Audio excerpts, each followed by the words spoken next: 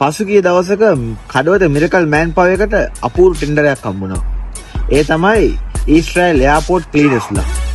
මේ ඒ පිළිබඳ පසු විපරමක්.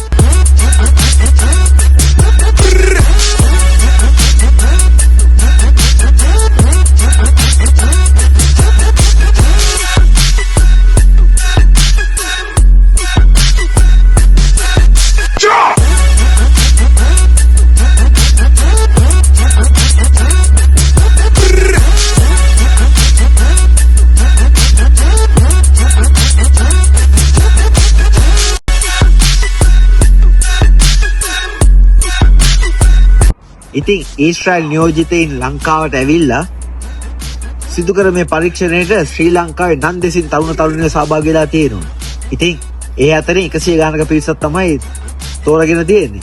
ඉතින් ඒ තෝරාගත් පිරිස වගේම තවත් ශ්‍රී ලාංකිකයින්ට තවත් රැකියාවලන් උදා වේවා කියලා ප්‍රාර්ථනා කරන අතර මිරකල් මෑන් පවර් ආයතනයේට තවත් ශ්‍රී ලාංකිකයින් ඊශ්‍රායලයට එවන්න ශක්තිය ධෛර්යය ලැබේවා කියලා ප්‍රාර්ථනා කරනවා.